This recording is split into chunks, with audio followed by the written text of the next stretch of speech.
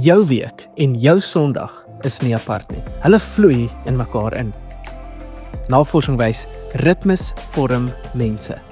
Wat jy elke week doen, word wie jy is. Die Bybel sê, moenie ophou om by mekaar te kom nie, want dit vorm jou. Hier is die waarheid. Jou lewe het klaar 'n ritme. Die vraag is net, wat vorm dit? Begin Sondag, want elke Sondag tel. Hallo en welkom by Kerk Sonder Mure se aanlyn erediens. Ons is besig met 'n reeks oor die Heilige Gees wat binne in ons werk en hoe ons lewe verander. En vandag sluit ons die reeks af met die tema dat jy is uitgekies. As jy by Kerk Sonder Mure se aanlyn eredienste inskakel en jy kom nie in persoon hiernatoe nie, wil ek jou uitnooi dat daar nog ander plekke is waar jy kan groei en waar jy kan ontdek. Ons het Bybelstudies aanlyn, ons het grief shares en sulke klomp goeders wat jy kan gaan kyk en gaan uitdeel vir ander mense, sodat jy en ander mense kan verder groei en hulle geloof. So ek wil jou uitnooi, gaan kyk bietjie op ons YouTube blad, gaan kyk bietjie op ons website, daar is goeders vir jou waar jy kan verder groei. Kom ons bid saam. Hemelse Vader, dankie dat ons hier teenwoordig kan wees. Maak nie saak waar ons in die wêreld is nie, maak nie saak waarmee ons besig is nie. Here, U is die een wat ons saambind en saamhou. Here, ek kom bid vir hierdie erediens, ek kom bid vir dit waar ons gaan praat, Here, oor wat U besig is om te sê, wat die Heilige Gees in ons lewens doen en wat dit beteken en hoe dit in die praktyk uitspeel. Here, my gebed is, mag U ons lewens verander, soos wat ons al hoe nader aan U kom. Here, kom seën ons, kom seën hierdie boodskap, in die naam van Jesus Christus. Amen. Julle, ons is besig met 'n reeks, en ons maak vandag die reeks klaar, en die reeks is getiteld, Wanneer God met God oor jou praat, en dit gaan oor die Heilige Gees, en hoe die Heilige Gees besig is om in ons te werk, deur ons te werk, saam met ons te werk, en besig is om ons te vorm, en dan vandag sluit ek dit af met die tema, dat jy is uitgekies. Jy is uitgekies. Ek gaan vir ons lees in Romeine 8 vanaf vers 26 tot 30. Ek gaan lees uit die 2020 vertaling uit, so as jy jou Bybel hierso het, is jy welkom om saam te volg. Ek gaan net 3 verse lees, maar dit sal ook op die skerm verskyn as jy nie jou Bybel saamgebring het nie. So Romeine 8 vers 26 tot 30. Paulus is aan die woord en dan sê hy die volgende, hy sê, so kom die Gees ons ook in ons swakheid tot hulp. Want ons weet nie mooi waarvoor ons behoort te bid nie. Maar die Gees tree self vir ons in met versigtinge wat nie verwoord kan word nie. Hy wat die harte deurgrond, weet wat die bedoeling van die Gees is, dat hy volgens die wil van God vir die heiliges intree. Vers 28. Ons weet dat God alles ten goeie laat meewerk vir hulle wat hom liefhet, vir hulle wat volgens sy voorneme geroep is. Want hy het hulle wat hy reeds tevore geken het, ook vooruit bestem om gelykvormig aan die beeld van sy seun te word, sodat hy die eersgeborene onder baie broers kan wees. En diegene wat hy vooruit bestem het, het hy ook geroep, en diegene wat hy geroep het, het hy ook vrygespreek. En diegene wat hy vrygespreek het hy ook verheerlik. Ek gaan net tot daar lees, julle hierso is 'n klomp goed, in hierdie kort stukkie, hierdie 3 verse is daar, word so ingepak hier, en ek wil heel eers begin, ek gaan 'n paar gedagtes deel, van wat Paulus hierso vir ons probeer sê, en die eerste een wat ek wil julle met probeer deel is, Paulus sê, wanneer jy 'n Christen is, en dit is wat hierdie reeks ons mee help, is die Heilige Gees in jou lewe besig om jou lewe skoon te maak, om jou lewe oor te neem, om jou lewe te verander en te vorm. Hoekom? En dan sê hy iets hier in vers 29, want God het ons bestem, of hy het ons uitgekies, om wat te doen? Om gelykvormig te word aan die beeld van sy seun. So wat beteken dit om uitgekies te wees, om uitverkies te wees? Nou uitverkiesing kan 'n klomp goeders beteken, en dit het al baie argumente dink ek in die kerk veroorsaak, van wat beteken dit as God jou uitgekies het? Beteken dit dat daar sommige mense wat nie 'n keuse het nie, of het jy nou 'n keuse, of hoe werk dit? Maar wat beteken dit om uitverkies te wees? Nou, as ons bietjie kyk in die konteks van die Bybel en wanneer ons net so bietjie terug staan en ons kyk wat is die groot prentjie en die groot boodskap van die Bybel, veral in die Ou Testament, dan sien ons iets eintlik ongelooflik. God wat na mense uitreik en wat hierdie mense wat hy na uitgereik het, uitkies vir 'n rede. Hy kies 'n volk uit en hy sê vir hulle, ek wil hê dat julle moet anders wees as die mense wat rondom julle is. Ek wil hê ek kom kies julle uit sodat julle anders kan leef, sodat julle net vir julle self kan bestaan nie, sodat julle nie net vir julle selfsugtige en julle eie begeertes moet bestaan nie, maar dat julle uitgekies is sodat julle 'n seën kan wees vir die mense wat rondom julle is.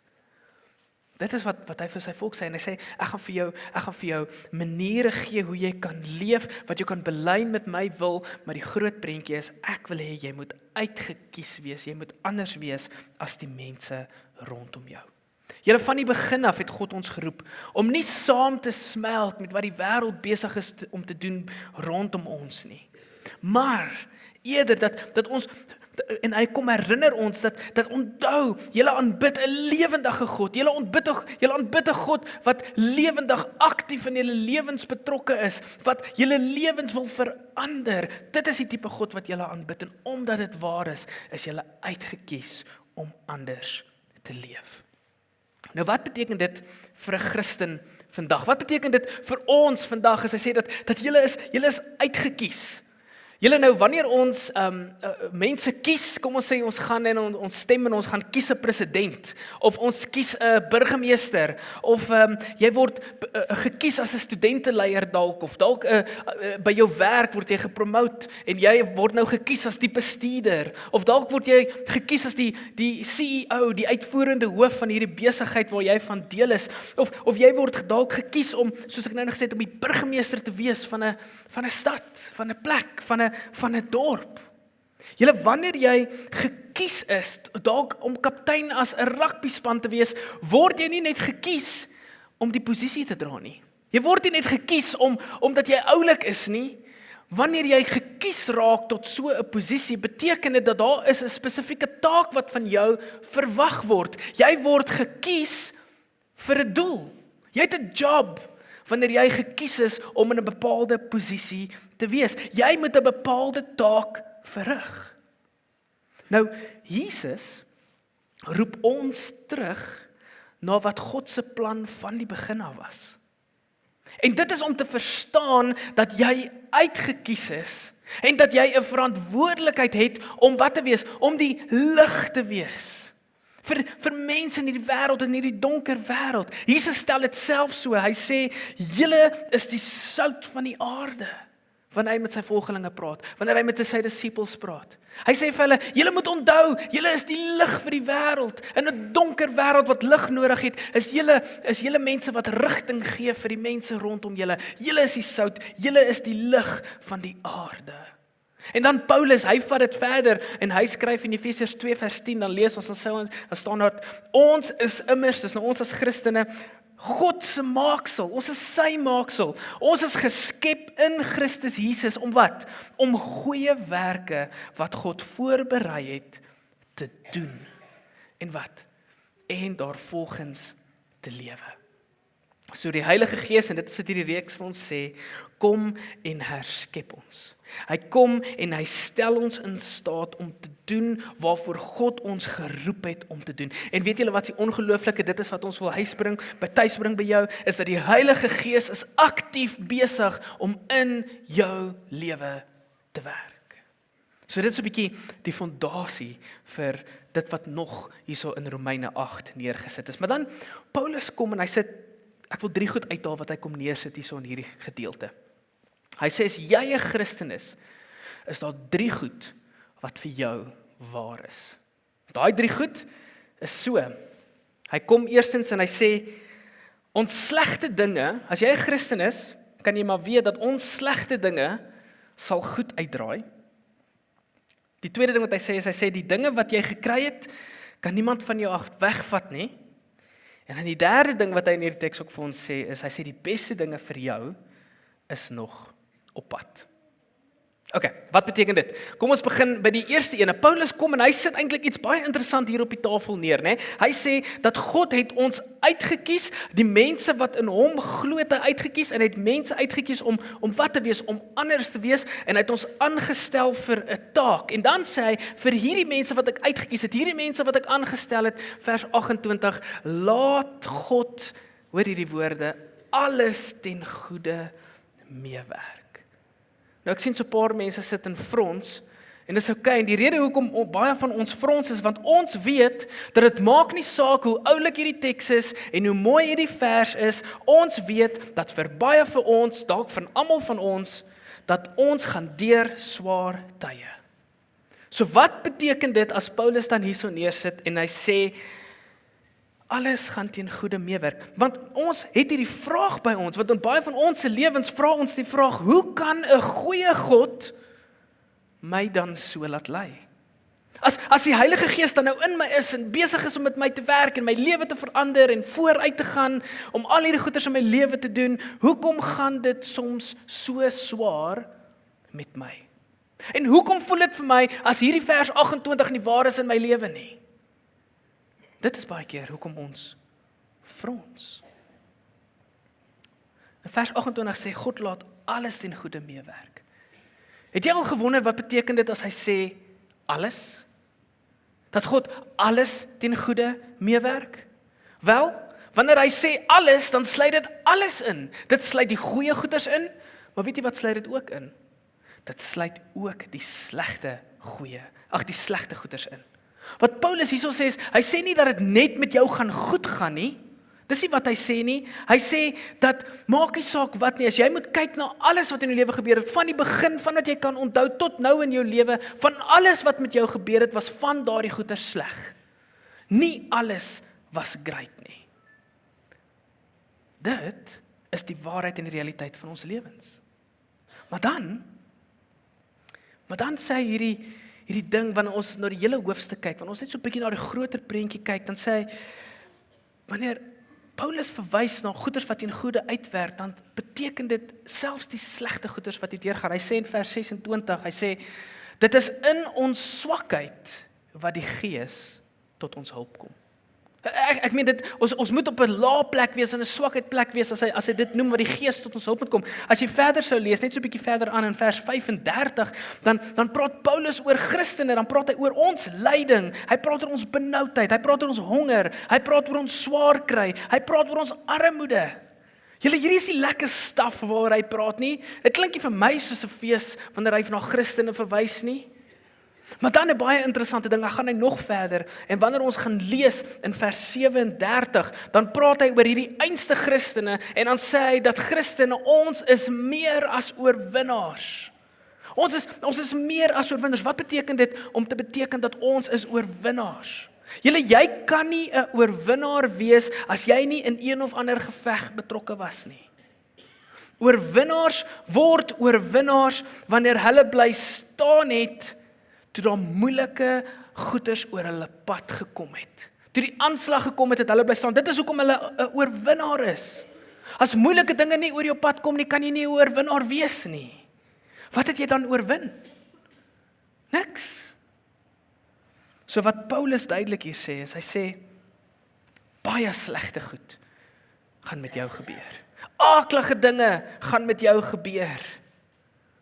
Maar God sê, dat daardie dinge gaan hy laat goed uitdraai. Wat beteken dit? Terloops, dit beteken nie dat daai spreekwoord wat mense so baie keer vir ons sê, weet jy wat, ag moenie worry nie, elke donker wolkie het 'n silwer rand. Het julle dit al gehoor? Dit is nie wat hy sê nie. Nee, hy sê nie, ag, jy weet, as jy moet net so na 'n situasie net so 'n bietjie van 'n ander perspektief af kyk, en wanneer jy van 'n ander perspektief af gekyk het na jou situasie, sê jy sien, ag, is nie so erg nie, ander mense is so goed as erger. Dit is nie wat hy sê nie. Nee, wat Paulus hierso sê is, hy sê, wanneer die slegte goeders met jou gebeur, gaan dit sleg wees. Jy hoef nie te maak asof dit goed is, of jy is net in 'n slegte plek, en dis hoekom dit vir jou sleg voel nie. Dis nie wat hy sê nie. Nee. Hy sê, dit voel sleg, want dit is sleg. Julle, toe Jesus op pad was na Lazarus se graf toe, in Johannes 11, vers 33, nou julle moet weet, Lazarus is 'n goeie vriend van Jesus. Wat met Lazarus gebeur is, hy gaan dood.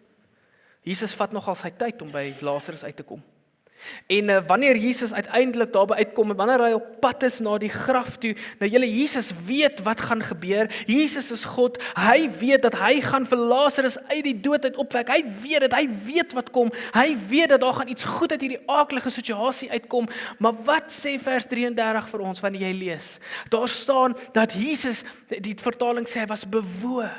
Jesus was hartseer, Jesus het gehuil, Jesus, die Bybel sê dat Jesus was verskriklik ontsteld en kwaad. Julle nou, hoekom, as Jesus weet wat gaan gebeur, as Jesus weet dat hy hom uit die dood uit gaan wek, hoekom doen hy dit? Jesus is nie daar, die Bybel beskryf nie vir Jesus as een met 'n smile op sy gesig, een wat sy hande vryf en sê, ek kan nie wag tot hierdie mense sien wat ek nou gaan doen nie. Dit is nie wat Jesus doen nie. Wat Jesus doen is hy is hartseer. Hy huil. Hy is bewoe. So hoekom reageer hy so? Hoekom doen hy dit so? Julle, die antwoord is, want die dood is aaklag. En die wêreld is vol smart en hartseer. En al weet Jesus dat daar iets ongelooflik gaan gebeur, al weet hy hoe dat hierdie verhaal gaan goed uitdraai, beteken dit nie dat dit waardeur hy gaan nie aaklag is nie. Soos vers 28 dan sê, alles gaan ten goeie meewerk. Wat beteken dit? Dit beteken duidelik nie, Paulus probeer duidelik nie vir ons sê, dat alles gaan goed wees nie, dat alles moet net goed uitwerk vir jou nie, nee, dit beteken in die langtermyn, dit beteken in die groot prentjie, dit beteken as ons net 'n oomblik terugkyk na ons lewe, dan beteken dit God laat alles meewerk vir sy doel. Julle, in die boek van Job, vir die van julle wat dit al ken, boek is die oudste manuskrip, of Job is die oudste manuskrip wat ons het, en dit kan enige iets vertel. God kon vir ons enige iets gegee, as die heel eerste boek, en wat hy vir ons gee, is hy gee vir ons 'n verhaal van iemand wat onregverdig deur hierdie lewe rondgeklap word. Iemand wat sy geld verloor, iemand wat sy besigheid verloor, iemand wat sy kinders verloor, al sy diere, alles wat hy voor lief is verloor, behalwe sy vrou. En as jy nog die boek lees, dan kom jy agter dat sy vrou het hom nie eers bygestaan nie. En dan wat in hierdie boek gebeur is, ten spyte van alles, dan roep Job uit na God en hy sê, Here, hoe kan jy hierdie goeders toelaat in my lewe? Hoe kan jy toelaat dat hierdie goed in my lewe gebeur? En hy is kwaad vir God, en hy huil voor God, en hy raas met God, en hy praat met God eintlik op lelike maniere. Maar weet julle wat is die punt van hierdie boek? Die punt is dat toe al hierdie goeders gebeur, het hy nie sy aangesig weggedraai van God nie. Ja, hy het gebid, maar hy het vir God gebid. Ja, hy was kwaad, maar hy het dit vir God gesê. Ja, hy was absoluut in stukke ingebreek, maar hy het nie vergeet dat hy heeltyd na God toe moes draai nie. En weet jy wat gebeur aan die einde van hierdie boek? In die einde van Job? Dan kom God en dan sê hy, Job, jy het reg gedoen. Want hy na sy vriende kyk, en sy vriende het gesê, skryf vir God af, man. En hy het dit nie gedoen nie. En dan die ongelooflike ding wat daar gebeur is, hy sê, want Job het nooit sy gesig van my weggedraai nie, ten spyte van dit, waardeur hy gegaan het. Ongelooflike boek, gaan lees dit gerus. Julle, ek het iets ontdek van die Bybel. Julle, die Bybel probeer nie vir ons sê dat ons iets moet doen of glo wat nie waar is nie. Julle, die Bybel kom nie en sê vir ons, ag, jy moet in Jesus Christus glo en dan moet jy maar maak dat alles reg is nie. Jy weet, daai kind of wishful thinking, jy moet maar net glo dat jou lewe en alles gaan goed uitwerk. Ek glo dit, dat dit net goed gaan uitwerk in my lewe. Die Bybel doen nie dit nie. Die Bybel is ongelooflik realisties oor die wêreld waarin ons leef. Die Bybel is regtig, die Engelse woord is real. Hy's autentiek. Dit sê vir ons hoe die lewe is. Die Bybel sê vir ons dat God is bewus van hoe stikkend die wêreld is waarin ons leef. En dat ons deur goeters moet gaan. Julle, toe Jesus aan die kruis gehang het, is ek seker dat mense het na Jesus gekyk, mense wat geweet het, wat gesien het wat Jesus gedoen het, mense wat gesien het hoe Jesus mense uit die dood uit opwek, Lazarus in kluis. Jesus wat mense wat honger is kos gegee het, mense wat siekes gesond gemaak het, verlamde mense laat loop het. Ek is seker dat mense het verby die kruis geloop en gesien hoe Jesus Christus daarso aan die kruis hang en dat hy dood is. En ek is seker toe hierdie mense daar verbyloop, het van hulle gesê, ek kan nie sien hoe God enigsins iets goed hieruit kan bring nie. Julle nou, wanneer ons na die kruis kyk vandag, is dit nie wat ons sê nie. Wanneer ons kyk na die kruis vandag, dan sê ons, is die mees ongelooflikste verhaal wat ek jou kan vertel. Dit wat op die kruis gebeur het, is ongelooflik, want ons het wat? Ons het 'n hele Bybel wat vir ons vertel, dat dit wat daar gebeur het, was 'n spulpunt waarom God se plan draai, en dit wat daar gebeur het, het 'n ander effek op ons eie lewe gehad, maar dit wat daar gebeur het, was nie great nie, dit was sleg. En in ons lewens en in ons verhaal sien ons dit nie baie keer raak nie. Want ons is vasgevang hier en nou. Ons weet hoe eindig daardie kruis. Ongelooflik goed. Oneindig ongelooflik goed. Want ons sien dat Jesus is nie meer dood nie. Dat Jesus is 'n lewendig en hy leef. So dis die eerste ding. Die eerste ding is, alles goed en sleg sal God laat saamwerk. En sal dit laat goed uitdraai. En dan die tweede ding, wat ons in hierdie teks sien, wat Paulus ook vir ons uitwys, hy sê die goeie dinge wat jy as 'n Christen gekry het, kan niemand van jou wegvat nie. Nou, wat is hierdie goeie dinge?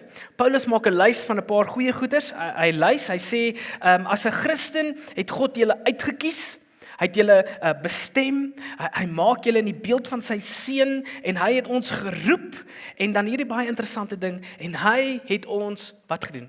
Vrygespreek. Hierdie is wat jy gekry het. As jy 'n Christen is dit die goeders wat jy gekry het. Dit beteken dat as 'n Christen is jy vrygespreek. 'n Ander woord vir dit is jy is geregverdig. Dit beteken dat jy 100% deelgemaak is, dat jy aangeneem is, dat jy aanvaar word, nie omdat jy oulik is nie oor dit wat jy gedoen het nie, maar jy word ingesluit oor dit wat op die kruis gebeur het, oor die werk wat Jesus Christus gedoen het. Jy word ingesluit as gevolg van dit. Jy word aangeneem. Dit is waar die eerste preek gegaan het in hierdie reeks. Jy is deel van, jy's God se kind, jy's 'n koningskind. Op die grond van die werk wat Jesus Christus gedoen het. As jy vroeër lees in hoofstuk 8 vers 1, dan sê hy, daar is hy gebruik die woordjie geen veroordeling vir die wat in Christus is nie. In vers 29 sê hy, dit is nou Jesus, is die eersgeborene onder baie broers en susters. Dit beteken dat jy aangeneem is. Dit beteken dat jy aangeneem is deur die werk wat Jesus Christus gedoen het, en jy is nou deel van sy familie. En wat beteken dit, wanneer jy uitgekies is en aangestel is as Christen om 'n doel te verrig, beteken dit dat Jesus Christus, of God is nie net jou baas nie, maar hy is jou vader. Jy is in sy huis. Jy behoort aan hom, jy is syne, en weet jy, omdat jy syne is, kan niemand dit van jou wegvat nie. En wanneer hy sê, dat daar is geen veroordeling nie, dan beteken dit die oordeel, dis weg. Dit beteken die straf, is weg, en dit kan nooit weer terugkom nie. En luister hierso, hoekom nie? Hoekom kan dit nooit weer terugkom nie? Hoe kan Paulus met soveel sekerheid sê, dat daar is geen veroordeling meer vir ons wat in Christus Jesus leef nie? Hoekom nie? Want jy kan jou eie redding nie verdien nie. Hierdie is vir my so belangrik dat ons dit moet verstaan, omdat jy nie jou eie redding kan verdien nie. Jou redding is 'n geskenk van God. Jesus Christus gee dit vir jou verniet. Dis iets wat hy gedoen het, dis werk wat hy gedoen het, wat hy aan jou gee, wat hy aan jou oorhandig, en omdat jy dit nie verdien het nie, kan jy dit ook nie onverdien nie. Dit is wat hy sê, dit is 'n geskenk. God het nie gegaan en gesê, ek gaan jou red, maar dan moet jy eers hierdie goeders doen nie. Dit is nie wat God gedoen het nie. Nee, hy sê, ek gee vir jou 'n geskenk, dit is my werk, dit wat ek verrig het, die werk wat ek verrig het, gee ek skenk dit vir jou, soos genade, as 'n gratis geskenk. Jy kan dit nie verdien nie. En omdat my redding nie gebaseer is op iets wat ek gedoen het, of iets wat ek bereik het nie, kan ek dit ook nie onbereik nie. Dit is wat Paulus sê. En as jy nie jou redding kan verdien nie, hoe kan ek dit onverdien? Jy is veilig in God se hand. Jesus gaan lees bietjie Johannes. Jesus sê, my skape ken my stem. En dan sê hy sê daarso, die mense, diegene wat God vir my gegee het as my kinders, hulle hou ek in my hand vas, styf in my hand vas. En dan gebruik hy die volgende woorde, hy sê, en niemand sal hulle uit my hand uit kan haal nie. Nie eers jouself nie. Jesus self sê dit. As hy ons vashou, kan niemand ons daaruit haal nie. Paulus sê, dit is wat jy kry, wanneer jy 'n Christen is, wanneer jy uitgekies is. En niemand kan dit van jou wegvat nie. En dan die derde ding. Die derde ding is, die beste dinge vir jou is nog op pad. Vers 30 sê, die wat hy vrygespreek het en uitgekies het, hulle het hy verheerlik. Nou wat beteken dit om verheerlik te wees? Dit beteken dat daar is iets op pad wat ons nie noodwendig nou verstaan nie. In vers 18 van hierdie gedeelte sal jy lees, dan skryf Paulus en sê, ek weet verseker dat die huidige lyding hoegenaamd nie vergelyk kan word met die heerlikheid waarmee God ons gaan verras nie. So, hier is my so mooi, dis 'n ongelooflike woord wat hy daar gebruik. Hy sê, daar is iets op pad wat ons gaan verras. Daar's iets op pad wat ons onsself nie kan indink nie. Daar's iets op pad wat ons gaan verras. Nou, Jonathan Edwards het 'n preek/boek met die titel Heaven is a World of Love. En hy probeer iets van hierdie konsep verduidelik aan die hand van iets wat ons reeds beleef op die aarde, maar in 'n baie klein mate. En hy probeer dit verduidelik om te sê, wat is daai goed wat ons dink ons die gelukkigste maak? Nee, wanneer is ons op ons gelukkigste? Nou, daar's 'n klomp goeders wat ons nou kan aandink om te sê, hierdie en hierdie ding maak my gelukkig, maar hy sê, die plek waar ons ontdek wat mense regtig die gelukkigste maak, die ding wat vir mense regtig die belangrikste is wanneer mense op hulle doodsbed lê. Hy sê, wanneer jy daarso lê en mense vra vir iets om na hulle toe te kom, iets wat vir hulle belangrik is, dan is dit selde dat iemand wat daarso lê gaan sê, gaan haal asseblief my skoene wat ek in Parys gekoop het.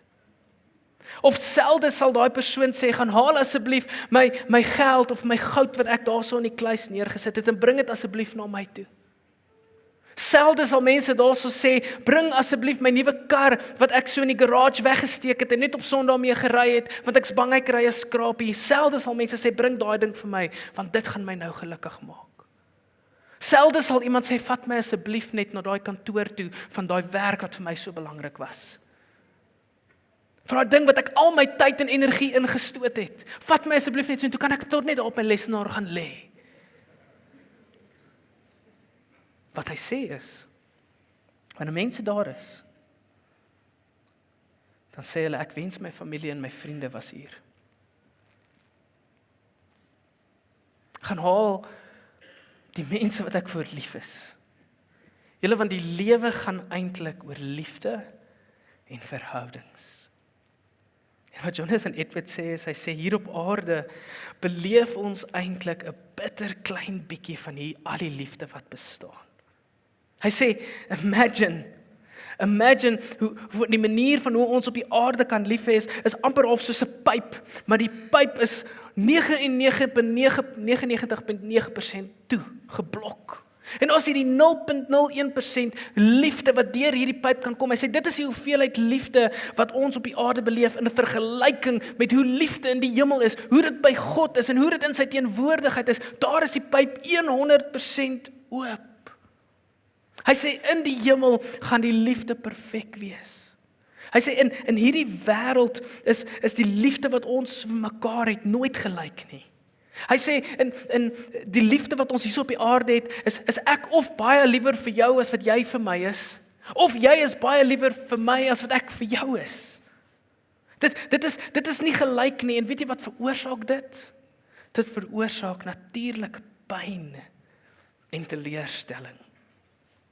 Maar hy sê, in die hemel gaan ons almal mekaar met dieselfde hoeveelheid liefde lief hê. En ek gaan vir jou kan lief hê met 'n tipe liefde, en jy gaan vir my terug hê met daai selfde hoeveelheid liefde, iets wat ongeken is vir ons, iets wat ons eintlik nie kan verstaan nie, iets wat ons nog nooit beleef het nie. Hy sê, ons liefde word altyd verminder deur afguns en selfsug. Julle, die essensie van liefde is dat jy die behoeftes van 'n ander persoon bo jou eie behoeftes plaas.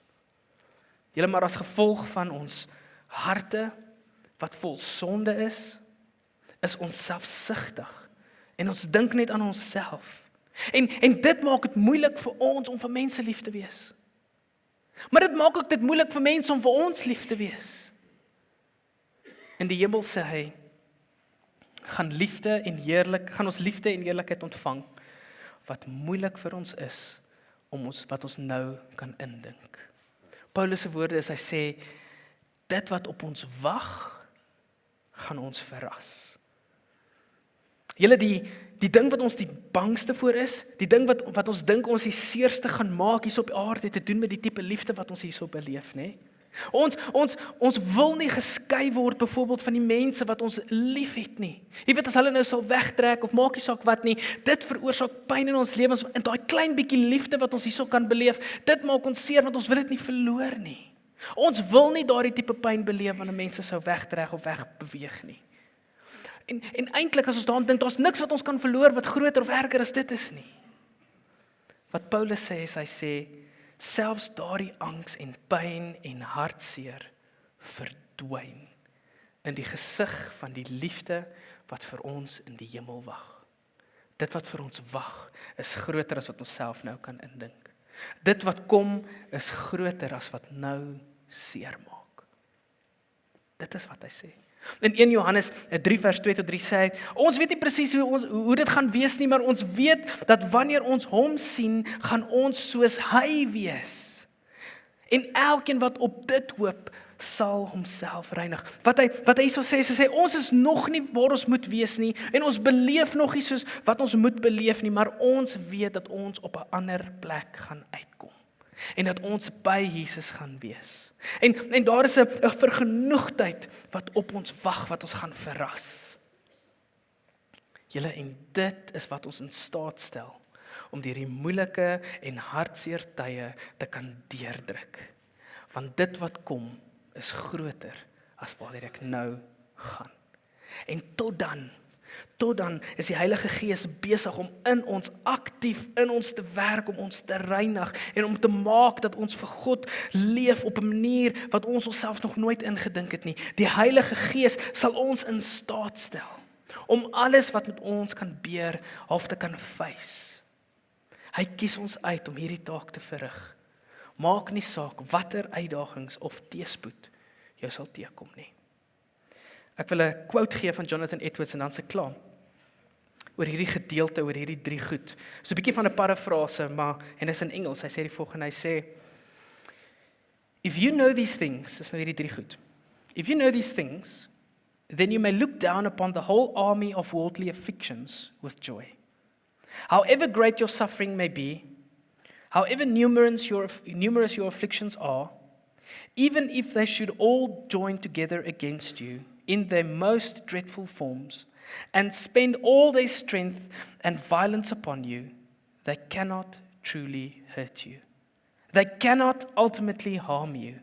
They cannot take away your best things. They cannot rob you of your eternal good. Indeed, even the bad things shall work together for good.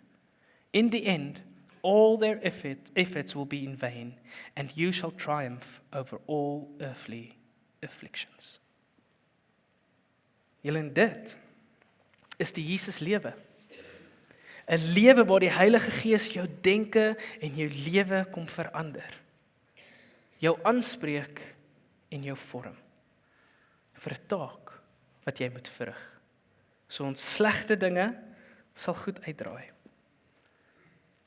Die goeie dinge wat ons gekry het, kan niemand van ons al wegvat nie. En die beste dinge is nog op pad. Amen. Hemelse Vader, Here, dankie vir uitdagende tekste soos hierdie. Maar tekste wat duidelik word wanneer ons die groot prentjie verstaan. Here, van wat U besig is om te doen in die wêreld en in ons lewens. Here, in my gebed is dat U ons sal help om te verstaan dat U is 'n teenwoordige God wat kies om te werk en deel te neem in ons lewens hier op aarde. En wanneer dit sal moeilik raak of uitdagend raak, ons nie sal dink dat U het nou 'n breek gevat en van ons vergeet nie. Maar nee, wat ons sal onthou dat U is besig om te werk. U is besig om dinge aan mekaar te sit. Om seker te maak dat dit uitwerk soos dit moet. Here, want U sien die groot prentjie. Here, dankie dat ons daai vertroue in U kan sit, om te kan weet dit wat kom is groot. Dit wat kom gaan ons verras. Here, en mag dit ons hoop wees. In die naam van Jesus Christus. Amen.